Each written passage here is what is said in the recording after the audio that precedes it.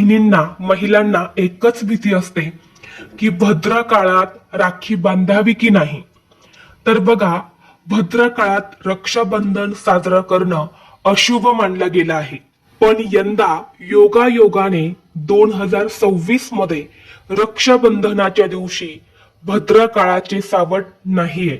म्हणजे या दिवशी भद्र काळ नसणार आहे. कारण ही जी पौर्णिमा आहे ना, ही 27 ऑगस्टला सुरू होत असल्यामुळे भद्रकाळ सुद्धा याच दिवशी सायंकाळी संपणार आहे. म्हणजे 27 ऑगस्टला सकाळी भद्रकाळ सुरू होणार आहे आणि 27 ऑगस्टलाच तो सूर्योदयापूर्वी सायंकाळी संपणार आहे.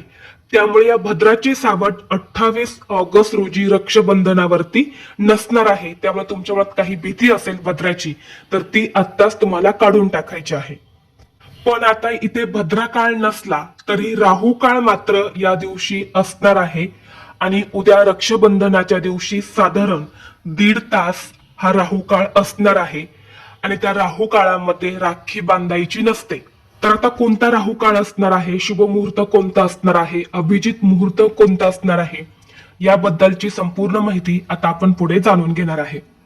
तर पहा, सगळ्यात महत्वाची गोष्ट म्हणजे रक्षाबंधनाचा सण जरी भावा बहिणीचा असला तरी राखी एक मुलगी आपल्या मुलाला, आपल्या वडिलांना, आपल्या दिराला, आपल्या बहिणीला, आत्ते भावाला नक्कीच राखी बांधू शकते.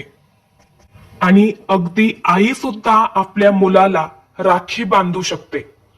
तसेच पत्नी सुद्धा आपल्या पतीला राखी बांधू शकते. एखाद्या घरात फक्त मुलीच असल्या तर यामध्ये एक बहीण आपल्या दुसऱ्या बहिणीला राखी बांधू शकते. त्यामुळे मनात असा कोणताही विचार आणू नका की मला बहीण नाही किंवा मला भाऊ नाही. तर तुम्ही या पद्धतीने सुद्धा रक्षाबंधन हे अगदी आनंदाने साजरे करू शकता. या रक्षाबंधनाच्या दिवशी प्रत्येक बहीण आपल्या भावाचं औक्षण करते आणि त्याच्या उजव्या हाताच्या मनगटावर राखी अर्थात रक्षासूत्र बांधते, जेणेकरून आपल्या भावाला दीर्घ आयुष्य लाभेल आणि त्याचं सर्व काही चांगलं होईल. रक्षाबंधनाच्या दिवशी आपल्या उजव्या हाताला राखी बांधणे हे अत्यंत शुभ आणि पवित्र मानलं जातं. जर तुम्ही माहेरची साडी बघितली असेल तर त्या मूवी मध्ये सुद्धा राखीचं काय महत्व आहे त्याचा उल्लेख केला गेला आहे. शास्त्रानुसार उजवा हात हा वर्तमान जीवनातील कर्माचा हात मानला जातो. यासोबतच आपण देवपूजा सुद्धा उजव्याच हाताने करत असतो. आणि भावाचं औक्षण करण्यापूर्वी देवघरातील देवांचं औक्षण करावं. एक राखी ही आपल्या देवघरातील देवांना बांधावी. म्हणजेच आपल्या देवघराला ही राखी बांधली तर ती राखी देवांपर्यंत पोहोचत असते. म्हणून सर्वप्रथम एक राखी आपल्या देवघराला बांधायची आहे आणि यानंतर तुम्हाला घरातल्या मंडळींसोबत रक्षाबंधन हे साजरं करायचं आहे. आता सगळ्यात महत्वाची गोष्ट म्हणजे सूर्यास्ताच्या वेळेला राखी कधीच बांधू नये. म्हणजे सूर्य मावळल्यानंतर कधीही ओवाळायचं नसतं. तेवढा एक नियम तुम्ही आवर्जून पाळा. त्यामुळे सूर्यास्त होण्याच्या आतच तुम्ही दिवसभर रक्षाबंधन साजरं करू शकता किंवा अगदी दुसऱ्या दिवशी सुद्धा हे रक्षाबंधन साजरे केले जाते. आता रक्षाबंधन साजरं करण्यासाठी ताटामध्ये आपल्याला काही अशा पवित्र आणि महत्वाच्या वस्तू घ्यायच्या असतात. ज्यामध्ये प्रामुख्याने जे ताट तुम्ही घेणार आहे तर ते तांब्याचं असावं, नसेल तर स्टीलचं घ्यायचं आहे, पण प्लास्टिकचं वापरायचं नाही. त्यामध्ये छान असा कुंकवाचा गंध तयार करून घ्यायचा आहे. अखंड अक्षदा, जे तांदूळ आपण गंधावरती लावत असतो, पूजासाठी वापरणार आहे तर ते अखंड असायला हवे. तुटलेले तांदूळ घेऊ नका. त्यासोबतच तुम्हाला एक सुपारी सुद्धा घ्यायची आहे. सोन्याचा दागिना म्हणजे अंगठी तुम्ही ठेवू शकता. सोबतच एक दिवा सुद्धा आपल्याला प्रज्वलित करून घ्यायचा आहे.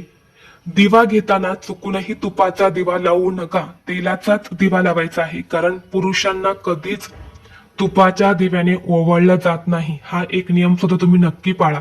तेलाचंच तुम्ही निरंजन घ्यायचं आहे.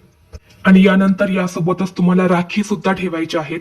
काळ्या रंगाची राखी तुम्ही घेऊ नका किंवा राखी तुटलेली असेल तर अशी राखी सुद्धा भावाच्या हातावर बांधू नका. तुम्ही अगदी एखादा धागा बांधला ना तरी चालेल, पण काळ्या रंगाची आणि तुटलेली राखी भावाच्या हातावर बांधू नका. ते अशुभ मानलं जातं. तर काय करायचं आहे, हे ताट आपण तयार केलेले आहेत. एक छान पाट मांडायचा आहे. पाटाभोवती व्यवस्थित अशी छान रांगोळी काढून घ्यायची आहे. आपण आपल्या भावाला किंवा जे व्यक्तीला तुम्ही राखी बांधणार आहे तर त्या व्यक्तीचा चेहरा पश्चिम किंवा उत्तर दिशेला यावा अशा पद्धतीने हा पाठ मांडायचा आहे. दक्षिण दिशेला तोंड येणार नाही याची तुम्हाला काळजी घ्यायचीच आहे. हा नियम तुम्हाला पाळायचाच आहे. यानंतर भावाला पाटावरती बसवायचं आहे आणि भावाच्या डोक्यावर तुम्हाला टोपी किंवा रुमाल अवश्य ठेवायचा आहे.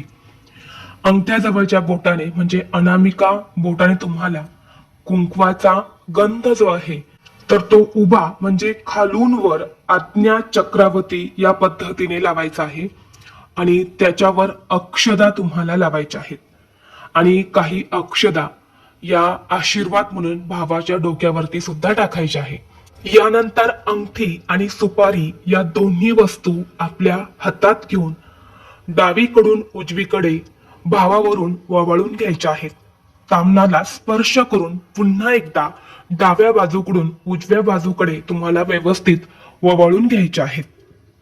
आणि यानंतर आपल्याला ताम्हण जो आहे म्हणजे जे ताट आहे तर ते आपल्या भावावरून वळवून घ्यायचं आहे. दिव्याने भावाचं औक्षण करायचं आहे आणि औक्षण करताना तुम्हाला म्हणायचं आहे यशवंत हो, कीर्तिवंत हो असं तुम्हाला 3 वेळा म्हणायचं आहे आणि 3 वेळा ताट वळवून घ्यायचं आहे. ताट ओवाळून झाल्यानंतर भावाला राखी बांधायची आहे आणि राखी बांधण्यापूर्वी एक नारळ घ्यायचा आहे. नारळावरती तुम्हाला जो रक्षासूत्राचा धागा असतो तर त्याचे 3 वेढे देऊन तो रक्षासूत्र त्या नारळावरती बांधायचा आहे. हा नारळ सर्वप्रथम उजव्या हातावरती भावाला द्यायचा आणि त्यानंतर उजव्या हातावर तुम्हाला राखी बांधायची आहे. कारण शास्त्रानुसार असं म्हटलं जातं की राखी बांधताना भावाचा हात रिकामा ठेवू नये म्हणून हा नारळ आणि रक्षासूत्र दिला जातो आणि त्यानंतर राखी बांधली जाते. आता राखी बांधून झाल्यानंतर तुम्हाला भावाला एखादा गोड पदार्थ भरवायचा आहे. पेढा असेल, मिठाई असेल, ते नसेल तर साखर खाऊ घातली तरी सुद्धा चालेल. आणि यानंतर शेवटी आपल्या भावाने आपल्या बहिणीला ओवाळणी द्यायची आहेत. त्यामध्ये तुम्ही सोनं, चांदी, कपडे किंवा एखादी छान अशी भेटवस्तू सुद्धा देऊ शकता. ते काहीच तुम्हाला शक्य नसेल तर तुम्ही अगदी 10-5 रुपये ताटामध्ये टाकले तरी सुद्धा चालेल. हा सण फक्त पैशांसाठी साजरा नाही केला जात तर नातेसंबंध घट्ट व्हावे यासाठी साजरा केला जातो. त्यामुळे बहिणीने सुद्धा भावाकडून फार मोठी अपेक्षा करू नका आणि भावाने सुद्धा ज्याला जसं जमेल तसं तुम्ही गिफ्ट तुमच्या बहिणीला देऊ शकता. आणि यानंतर शेवटी जर तुमची बहीण तुमच्यापेक्षा मोठी असेल तर भावाने आपल्या बहिणीच्या पाया पडायचं आहे. त्याचबरोबर ज्या महिलांना मासिक धर्म आहे अशा मुलींनी रक्षाबंधन साजरा करू नका कारण ती सुद्धा एक पूजाच असते. म्हणून शक्यतो जमलंच तर पूजा नका करू. आणि ज्या गर्भवती महिला आहे तर त्या रक्षाबंधन नक्की साजरं करू शकता. सुतक असेल तरीही रक्षाबंधन साजरे केले जात नाही.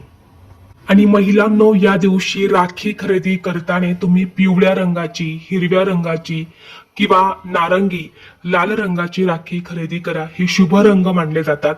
पण चुकूनही काळा धागा असणारी राखी किंवा पांढरा धागा असणारी राखी सुद्धा खरेदी करू नका. आता हिंदू धर्मशास्त्रानुसार ही राखी बांधल्यानंतर ती परत कधी काढावी तर रक्षाबंधनाच्या दिवशी बांधलेली राखी 24 तासानंतर तुम्ही काढली तरी चालते. त्याचप्रमाणे जन्माष्टमी म्हणजे जी श्रीकृष्ण जन्माष्टमी आहे तर त्या दिवशी सुद्धा ही राखी काढली जाते.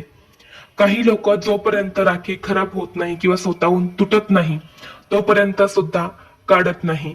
जशी तुमची इच्छा असेल त्या पद्धतीने तुम्ही ही राखी ठेवू शकता. आता आपण सगळ्यात महत्वाची गोष्ट पाहणार आहे की राखी बांधण्याचा या दिवशी शुभ मुहूर्त कोणता असणार आहे. तर या रक्षाबंधनाच्या दिवशी अतिशय शुभ मुहूर्त जो आहे तर तो सकाळी 5:57 ते सकाळी 9:48 अतिशय शुभ मुहूर्त आहे. तर या मुहूर्तावर तुम्ही रक्षाबंधन साजरे करू शकता. साधारण 3 तास 51 हा शुभ मुहूर्त असणार आहे. त्यानंतर दुसरा मुहूर्त दुपारी 12:04 ते दुपारी 12:53 हा दुसरा शुभ मुहूर्त आहे. जर तुमची सकाळची वेळ चुकली तर तुम्ही उदय तिथीनुसार दिवसभरामध्ये कधीही राखी बांधू शकता, पण राहू काळामध्ये राखी बांधली जात नाही. तर उद्या 1.5 तासाचा राहू काळ असणार आहे. तर राहू काळ जो आहे तर तो उद्या 28 ऑगस्टला सकाळी 10:30 ते दुपारी 12 वाजेपर्यंत राहू काळ आहे. आणि म्हणून तुम्हाला या 1.5 तासाच्या राहू काळात चुकूनही रक्षाबंधन साजरे करायचे नाही. कारण तुम्हाला मी अगोदरच सांगितले आहे की राहू काळात वातावरणात नकारात्मक ऊर्जा खूप जास्त असते. त्यामुळे तुमच्या बहीण भावांमध्ये सुद्धा अडचणी येऊ शकतात.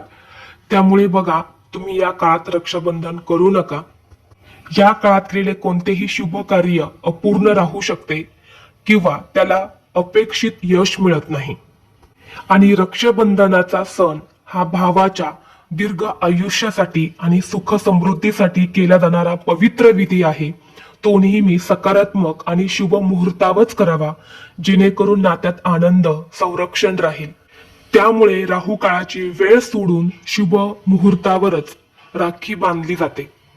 आणि शुभ मुहूर्तावरती नाहीच जमलं तर हरकत नाही, दिवसभरामध्ये तुम्ही सायंकाळपर्यंत कधीही रक्षाबंधन करू शकता. फक्त सकाळी 10:30 ते 12 हा राहू काळ सोडून द्यायचा आहे.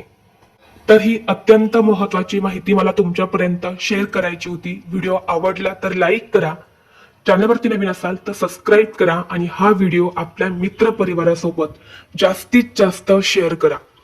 चला तर मग भेटू असंच पुढल्या एका नवीन व्हिडिओमध्ये. तोपर्यंत सर्वांना श्री स्वामी समर्थ.